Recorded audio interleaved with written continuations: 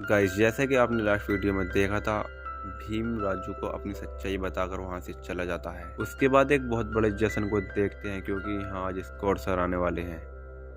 और तभी भीम और उसके साथी एक ट्रक में बैठकर अंदर आ जाते हैं और उस ट्रक में बहुत सारे जानवर होते हैं। यह जानवर वही होते हैं जिन्हें वह जंगल में पकड़ा करते थे। भीम और उसके जानवर सभी लोगों को मारने लगते हैं और तभी पीछे से राजू पुलिस की वर्दी पहनकर आ जाता है। भीम राजू को देखकर पूरी तरह से शॉक्ड रह जाता है। भीम सोचता था कि उसने ही अपनी असलियत उससे छुपाई थी, लेकिन राजू ने भी उससे अपनी असलियत छुपाई थी। राजू उसको अरेस्ट होने के लिए कहता है, लेकिन भीम इससे साफ इनकार कर देता है। इन दोनों में जोरदार फाइट देखने को मिलती है, लेकिन आखिर में राजू भीम को अरेस्ट कर लेता है। उसके बाद राजू एक जगह बैठकर निशाना लगाने की प्रैक्टिस कर रहा होता है और तभी कहानी जाती है फ्लैशबैक में, जहां पर हम वेंकट रामा राव नाम के एक क्रांतिकारी को देखते हैं जो कि गांव को लोगों को गन चलाना सिखाता है। उनके पास रियल वाली गन नहीं होती, लेकिन वह लकड़ी की गन बनाकर उनसे ही प्रैक्टिस करवाता है। अब गांव के लोग कहने लगते हैं अब उन्हें रियल गन से निशाना लगाना है, लेकिन वेंकट रामा राव उनसे कहता है तब तक कि उसे विश्वास नहीं हो जाता तुम्हारा निशाना चूकेगा नहीं, तब तक वह रियल गन नहीं देगा। क्योंकि उसे एक बुलेट की कीमत पता होती है, क्योंकि उसे एक अंग्रेजी ने बुलेट की कीमत बताई थी। और अब कहानी फिर से जाती है फ्लैशबैक में। तब वेंकट राव उन्हीं की फोर्स में काम कर रहा होता है और वह लोग एक आदमी को सजा दे रहे होते हैं, लेकिन वह उसको गोली से नहीं मारते बल्कि उसे हथौड़े से मारते हैं, क्योंकि उनकी नज़रों में एक बुलेट की कीमत उस आदमी से ज़्यादा होती है। यह देखकर वेंकट राव को गुस्सा आ जाता है और वह इस जॉब को छोड़कर अपने गांव आ जाता है। और वह अपने साथ एक गन और कुछ बुलेट लाया था। उसकी फैमिली में कुल मिलाकर 4 लोग हैं, एक तो उसकी वाइफ और 2 बेटे। यहाँ वह सभी को क्रांतिकारी बनाने में लग जाता है और अब उसका यही लक्ष्य होता है कि वह अंग्रेजों को मारकर गाँव के सभी लोगों को गन दे सके। अगले दिन प्रैक्टिस के दौरान वेंकट राव के बेटे के कंधे के पास चोट लगी होती है। पूछने पर पता चलता है कि उसने रात चोरी से गन चलाई थी। यह सुनकर वेंकट राव उसको बहुत डांटता है और जैसे ही उसको मारने को चलता है तभी सीता उससे कहती है यह गन मैंने उसको चलाने को दी थी, और साथ ही में उसको यह भी बताती है कि उसने बहुत अच्छा निशाना लगाया था और इसलिए वह निशाना लगाने वाली जगह पर उसको ले जाती है। और वहां पर वेंकट राव देखता है कि निशाना एकदम परफेक्ट लगा हुआ था। फिर वह कहता है यह निशाना तुमने करीब वाली पहाड़ी से लगाया था, लेकिन सीता उससे कहती है यह निशाना करीब वाली नहीं बल्कि ऊंची वाली पहाड़ी से लगाया था। यह सुनकर वेंकट राव हैरान रह जाता है और अब वह समझ जाता है कि अब सभी लोग निशाना लगाना सीख गए हैं। और जब यह लोग वापस आते हैं तब इनके गांव पर अंग्रेज अटैक कर देते हैं। वह लोग गांव वालों को बहुत मारने लगते हैं, लेकिन तभी वेंकट राव अपनी गन से अंग्रेजों को मारने लगता है। लेकिन कुछ ही देर में वेंकट राव के हाथ पर बुलेट लग जाती है, जिसकी वजह से अब वह गन नहीं चला सकता। लेकिन तभी वेंकट राव का बेटा राम गन को उठाकर अंग्रेजों को मारने लगता है और कुछ ही समय में सभी अंग्रेज वहां से भाग जाते हैं। अब सीन प्रेजेंट में आता है, जहां पर राम सीता के लिए एक खत लिखता है और वह उसमें लिखता है कि वह अपने मिशन में जल्द ही कामयाब हो जाएगा, लेकिन उससे एक बहुत बड़ी गलती हो गई। उसने अपने मिशन को पूरा करने के लिए अपने सबसे अच्छे दोस्त को धोखा दे दिया है और वह अपने आप को कभी माफ नहीं कर पाएगा। अगले दिन राजू स्कॉट सर के पास जाता है, जहाँ पर वह भीम को सबके सामने सजा देने को कहता है। अब अगले दिन भीम को सजा देने वाली जगह पर ले जाते हैं। यहाँ राजू भीम से कहता है अपने घुटने टेक कर स्कॉट सर से माफी मांग, लेकिन भीम साफ इनकार कर देता है। राजू भीम की बहुत पिटाई करता है, यहाँ तक कि वह बहुत ही घायल हो जाता है, लेकिन वह घुटने नहीं टेकता। और फिर वह गाना गाने लगता है, जिसे सुनकर सभी लोग दुखी हो जाते हैं और भीम जमीन पर गिरकर बेहोश हो जाता है। लेकिन राजू उसको मानना नहीं चाहता था। वह तो सिर्फ इसलिए कर रहा था ताकि वह अंग्रेज ऑफिसर्स के दिल जीत सके।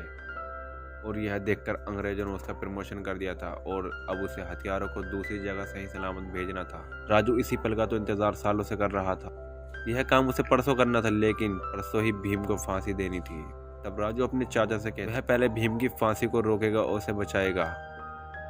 अगर हमारे लोगों के पास हथियार नहीं भी पहुंचे तो कोई बात नहीं, लेकिन उसका चाचा कहता है इस पल का इंतजार हमने सालों से करा। लेकिन राजू सिर्फ भीम को बचाने को ही कहता है और साथ ही कहता है भीम एक हथियार है और उसके जज्बे ने सभी लोग को हथियार बना दिया है और इसी जज्बे को वह लोगों तक पहुंचाएगा।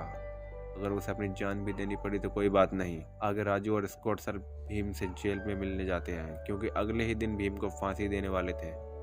तब राजू स्कॉट सर से कहता है तो इस तरह से फांसी नहीं देनी चाहिए, इसको तो सभी के सामने फांसी देनी चाहिए जहाँ पर मल्ली भी हो। राजू जगह चेंज करने को कहता है और स्कॉट सर भी मान जाते हैं। अगले दिन राजू सभी गन को खराब कर देता है, जिसके बाद अगले दिन स्क्वाड सर के सभी आदमी भीम को फांसी देने के लिए उसको फांसी देने वाली जगह पर ले जा रहे होते। राजू सबसे आगे होता है और वह एक पेड़ की मदद से सभी का रास्ता रोकने की कोशिश करता है, लेकिन स्क्वाड सर अपनी गन निकालकर राजू पर फायर कर देते हैं। बुलेट राजू को नहीं लगती, लेकिन राजू एक नुकीले पेड़ से टकरा जाता है, जिससे राजू बहुत जख्मी हो जाता है। उधर राजू के चाचा भीम को बड़े ही चालाकी से एक ब्लेड दे देते हैं, जिससे वह आसानी से खुद को छुड़ाकर सभी अंग्रेजों को मारकर वहां से भागने लगता है। और उधर मल्ली भी भाग रही होती है। अब जो भी लोग मल्ली के पीछे भाग रहे होते हैं, राजू उन सभी को मारने लगता है, लेकिन यह मल्ली नहीं देख पाती। और जब मल्ली भीम के पास जा रही होती है, उसके पीछे राजू भी भाग रहा होता है, क्योंकि एक आदमी मल्ली पर निशाना लगा रहा होता है और राजू उस आदमी को शूट कर रहा होता है, जिससे मल्ली बच जाए। लेकिन भीम यह सोच रहा होता है कि वह मल्ली को मारना चाहता है। यह सोचकर भीम राजू को बहुत मारता है और मल्ली को लेकर वहां से भाग जाता है। राजू को पुलिस अरेस्ट कर लेती है। उधर भीम को पकड़ने के लिए वह लोग सभी जगह देख रहे होते हैं। उन्होंने दिल्ली से लेकर आगरा तक सभी रोड को बंद कर दिया था और उन्हें सिर्फ एक ही जगह पर शक था, वह जगह है हाथरस। यह लोग वहां पर भी छानबीन करने के लिए जाते हैं। आगे ही सीन में राजू को वह लोग अंडरग्राउंड टनल में रखते हैं और इधर भीम को पकड़ने के लिए ऑफिसर गांव में छानबीन कर रहे होते हैं। वह लोग भीम और उसकी फैमिली को पकड़ने वाले ही होते हैं। तभी हम सीता को देखते हैं, जो पुलिस वालों से कहती है यहाँ पर चेचक है और वह बहुत तेजी से फैल रहा है। यह बात सुनकर अंग्रेज उसके पेट में लात मार देता है, जिससे सीता को बहुत पेन होता है और वह फिर वहां से चले जाते हैं। ऑफिसर्स के जाने के बाद भीम सीता से पूछता वह यहाँ पर क्या करना आई है।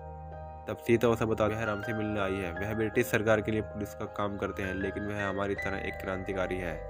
अब उन्होंने एक खत लिखा था, जिसमें उन्होंने कहा था कि उन्होंने अपने एक दोस्त को धोखा दिया है, जिसकी वजह से वह खुद को कभी माफ़ नहीं कर पाएंगे। और साथ ही फ्लैशबैक की सारी कहानी बताती है। जब वेंकटराव के पास एक गोली बची थी, तब उन्होंने खुद को पुलिस को सरेंडर कर दिया था, क्योंकि उनके पास सिर्फ एक ही गोली बची थी। यहाँ पर वह उनके पास जाता है और अपने ऊपर लगे बॉम्ब को राजू से शूट करने को कहता है। राजू शूट कर देता है और सभी अंग्रेजों के साथ वेंकटराव यानी उसके बाबा भी मर जाते हैं और यहीं पर ही राजू की माँ और उसके भाई भी मर जाते हैं। यह सुनकर भीम बहुत दुखी हो जाता है और कहता है वह अपने आप को कभी माफ नहीं कर पाएगा, क्योंकि वह तो को बचा रहा था, लेकिन राजू तो सभी को बचा रहा था। और तभी सीता के पास ब्रिटिश सरकार का एक खत भी आया था। उसमें लिखा था कि राजू को कल फांसी देनी है, उसकी बॉडी लेने के लिए आ जाना। यह सुनकर भीम कहता है वह राजू को बचाकर ही आएगा, चाहे उसे अपनी जान क्यों न देनी पड़े। अगले दिन भीम ब्रिटिश सरकार की जेल में पहुंच जाता है और वहां से राजू को निकालता है। राजू के पैरों पर चोट लगी होती है, वजह से राजू को अपने कंधों पर बैठालता है और उन लोगों को मारकर वह लोग वहां से चले जाते हैं। उसके बाद राम धनुष बाण से एक एक करके सबको मार देता है और दूसरी तरफ भीम भी सभी लोगों को बड़ी बेरहमी से मारता है।